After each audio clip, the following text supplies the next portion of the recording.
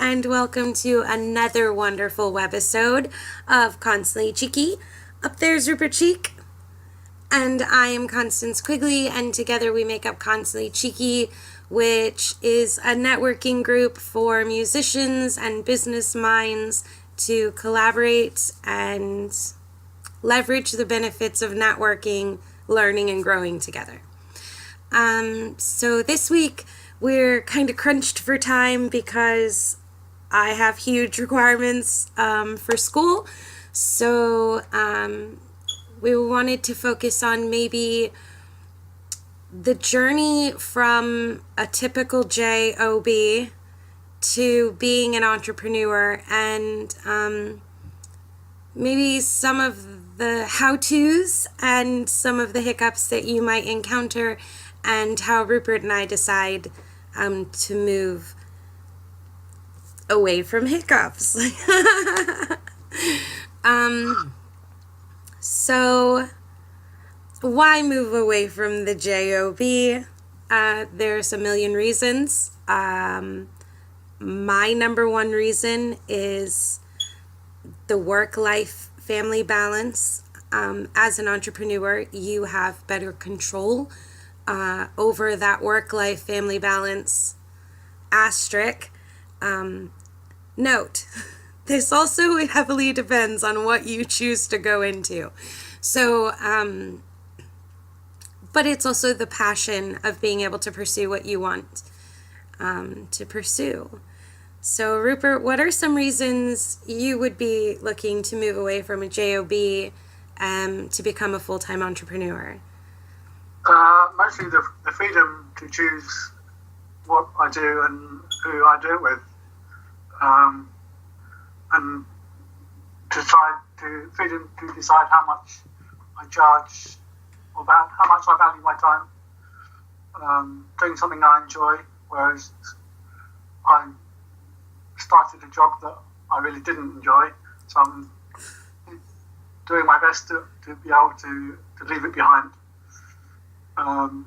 Something that doesn't really require my skills and doesn't align with the passion for music that I've had since I was 3 or 4. Freedom is the main word, I guess. You know, you said something really profound, and I've never quite heard it put that way, but you said you wanted to be able to set the value of your own time. And I think that really epitomizes the idea of entrepreneurship, because you, in fact, do get to set your own work values when you work for yourself and you're building a company.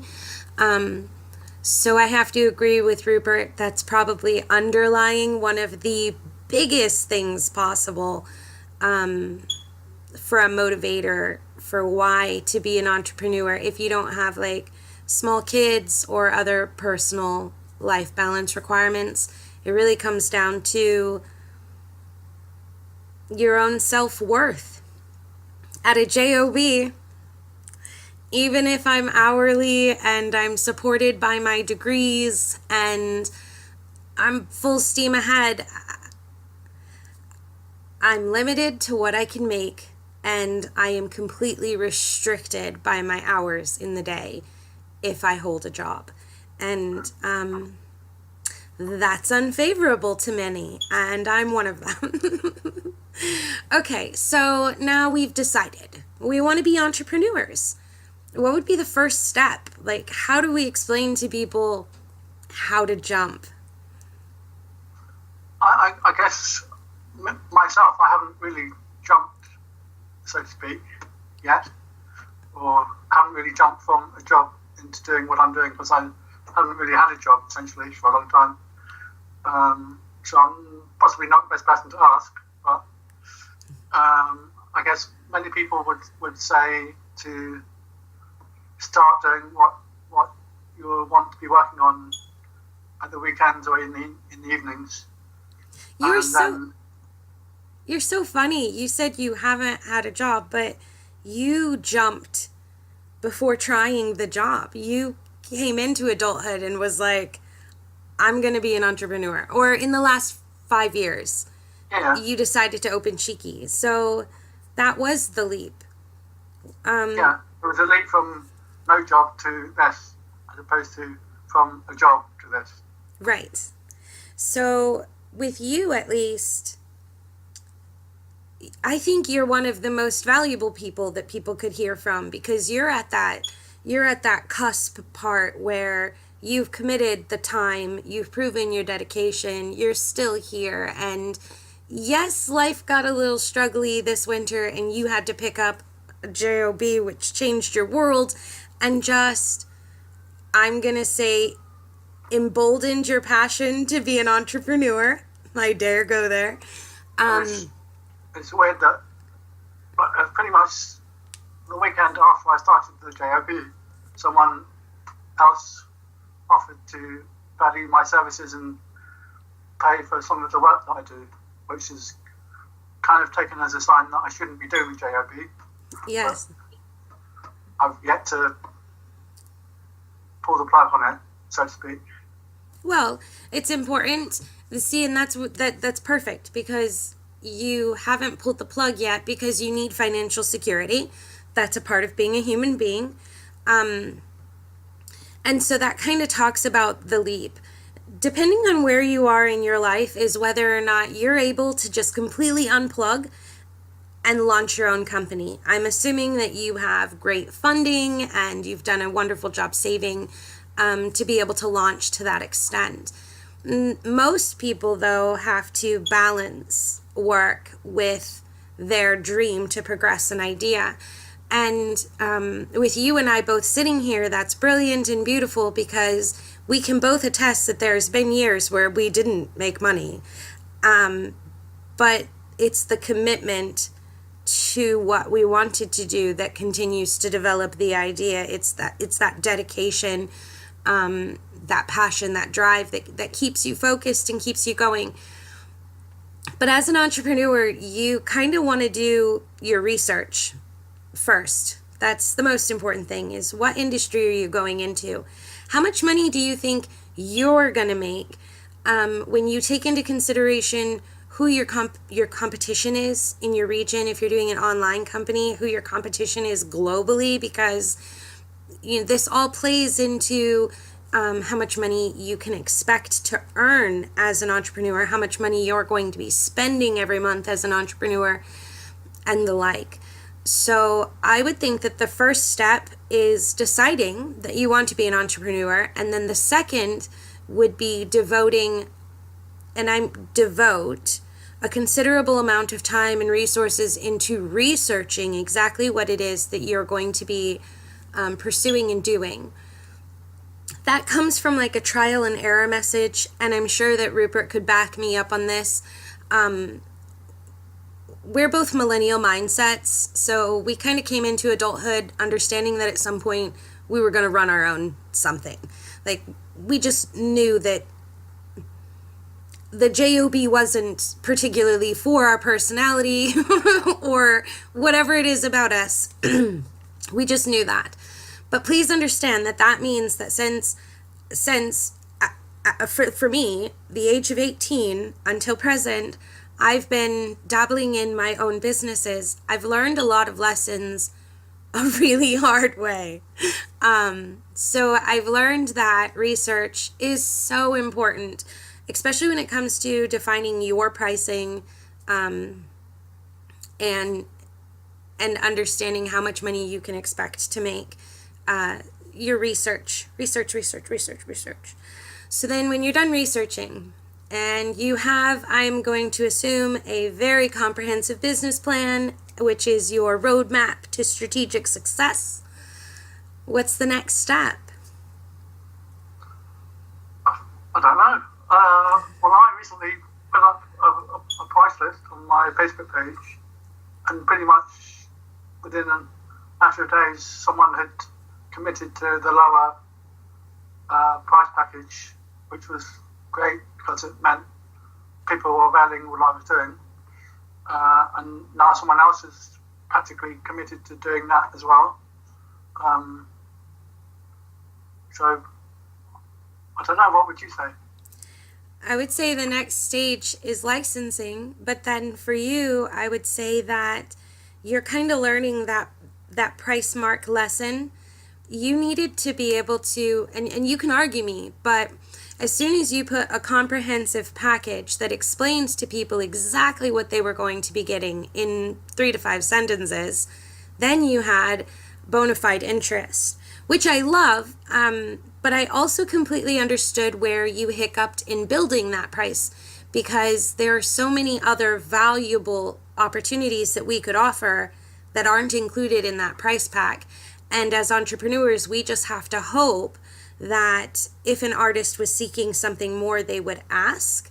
But that's specifically because of what the work we do. You're working on online promotions, which is this huge arena of opportunity for exchange. And then I, of course, work in marketing business development, which is a huge arena of services and business exchange. So for Rupert and I specifically, one of the biggest areas for us to overcome was deciding on a price point. And for Rupert, I'm going to say that he's 5 years into his price point research, and it's finally starting to pay off in an actually consistent manner. So it takes time. It really does take that leverage. That's why we have the Cheeky Network, Constantly Cheeky Group, is because we want you guys to be able to learn from our hiccups, and we want to be able to learn from yours. So we are leveraging our strengths and weaknesses for greater success for everybody. I'm really excited about your price point. I know that, man, as an entrepreneur, sometimes I take my entire apple basket and start over to an extent. I'm in the middle of doing that right now, because I like watching the progression of Rupert's success since he put up his pricing sheet. So that gave great ideas for us to be able to expand the network group. But also, I'm taking all of my resources out of all of my other little baskets, and I'm pooling it all with Constantly Cheeky officially, or my group. So by my group, I meant, I hope you guys understood that, us. So I'm going to be taking all of my resources and putting it into our networking group online, and our business development, which is going to be awesome. And I promise it's the last time I change anything, you guys. Like, I'll just... You see, he's laughing. What was the final straw that led to that decision? I'm going to say that creative differences, although there's not like a problem, it's just, you know who I'm talking about. There's a group I was heavily involved in, and I've completely removed myself, my resources, my company, so I could invest more into Rupert and I, because it has to do with the freedom to decide who we work for, setting our own value, leading business in a positive way, one that I, fully support. So we're still friends, and we are still able to leverage business exchange with that group particularly. But I moved too quickly for them. They weren't ready for the total immersion into the online market. And so they decided to revert back to the system that they were using, because the new system, I think we're going to continue to run into these generational differences in business, but that's literally what it is. It's the inability for us to be able to communicate, the necessity of online communication, and the inability for certain generational groups to understand what I'm saying. So sometimes it feels like I'm speaking French, and you can present them with as much academic information, you can present them with statistical fact, you can present with their growth and development, but in my experience, it seems that humanity really does like to sit within a comfortable zone, and technology is advancing so quickly that we're removing that comfort from certain people. They just no longer comprehend what's being put in front of them in a way that's viable. And I have to. Right. Yeah, you and I have dealt with one particular person that was like this. But the thing is that I'm not mad, and they're not mad. We agreed amicably. So you and I are still working with them in the recruiting end, if we so chose to do so. But I really want to be investing all of my time into us. I really feel like Constantly Cheeky it's that nest egg. It's ready. You and I have devoted enough time and energy into it. We took our own independent programs and used them to push this forward. And I just feel like, you said the weekend after you got your first offer, and then the next you got another offer, and it felt like that meant that the job wasn't right for you. Yeah. It's that I realized that for me to get this company to the point where it needed to be, I would have to replicate myself 6 times, and I would be devoting another 6 months to developing somebody else's company. And isn't that just settling for the job in the first place? I don't want that. And my oldest is 16, and I promised her a functional company by the time she was 18. So I think it's time that I start focusing on, that's it. 17. Call me greedy, but for the first time in my life, I'm ready to devote all of my intellect, my experience, and my processes to my own success. And I think that that's something else. I know that sounds crazy, world, but getting to the point in your mind where it's not selfish that you're progressing yourself, that was a challenge for me. I kept, you can ask Rupert, I kept spreading myself very, very thin, because if I was devoting a certain amount of time to reanimate me, then I would want to balance it with donating to a nonprofit. And so it almost got to the point, literally, that every company that I managed, I also had a nonprofit that I managed for free. And so then when you start balancing that time, you realize she has none. And I felt like I was constantly running around like a chicken with my head cut off. I was pushing away really good friends, not like, get off me, Rupert, but Rupert would be like, hey, Connie, you got time to talk about something? There's nothing in the world I would rather do than discuss business with Rupert, don't get me wrong. But I would be overwhelmed with a whole bunch of stuff that I had to do. And I hate that feeling. I feel like that's why I advocate for entrepreneurism in the first place, is because it seems like base liberties are ripped away from you when you're answering to someone else's time clock. So I took my time clock back, and it's good. We're both very happy. Business owners are both very happy, still collaborating in a positive momentum. I just will no longer be in-house marketing for that company, and I will still offer marketing services to the artists. They can still freely use our services and are encouraged to do so from that company. However, I won't have placement on their website anymore, and I want to pull myself back. It almost seemed like my side of the business started crashing when I made the announcement to be in-house for them. It was like people felt like they couldn't work with me anymore unless they were working with. So a whole bunch of positive changes. I think so. So anyways, next step. You have decided to be an entrepreneur. You've put in your research. You've built your business plan. You've filed for your licenses, insurance, that kind of thing. I'm going to tell you to take your time to sit in these government offices and ask questions, engage with the people behind the counter.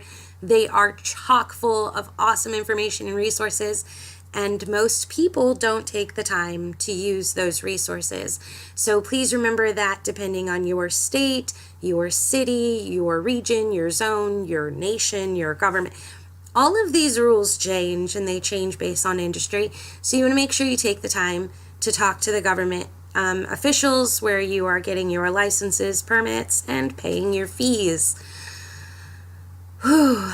Okay, next step. You're licensed. Well, I guess I do online business. So if there was a location that you needed, that research needed to be done. And while applying for licenses, that also includes getting that lease. Or purchasing that property, or whatever it is you choose to do. Then the next step is start marketing your idea, you guys, because you're ready to make money. It's so funny because I think a lot of people don't go after entrepreneurism because it seems so convoluted. But I can tell you that no matter where you are in the world, chances are you can start a company tomorrow for about $600. Seriously, just doesn't mean you're going to have a location, and it doesn't mean that your research is sound, but it does mean that you can. So I want you guys to understand that starting a business isn't like you don't actually need $200,000 to start a business. Mind you, that would be a really cool start to a business. You don't have to have that. So I'm like, just to start like an online marketing company, you're looking at $200 to $300 for your permits and $200 to $300 for your licensing and business name, that kind of stuff. But like marketing students, you can find to help you build marketing plans. You can get promoters to help you market your announcement months in advance. And I hate saying this like all the time, but when we're talking about promotions and marketing, you guys, months in advance, you want people to know you exist before you show up. So plan, and then you can start doing whatever. So challenge me, world. What kind of business do you want to start? If you could do anything, what kind of business would you want to start, and what kind of questions do you need answered before you launch your own entrepreneurial endeavor? Like what kind of questions could we answer for you? And then anything, because my brain is just gone, you guys. Well, I went to Leeds College of Music 10 days ago. A couple of the students in the class I gave talked to me a bit about their business ideas, asked me what I thought and if I could help them. One of them was essentially a platform to connect venues and musicians to help musicians get gigs in those venues. So I said I would help him when they're ready to launch, which I'm looking forward to doing. Another one briefly told me a bit about what he was doing, but didn't go on to ask me to help him. Yeah.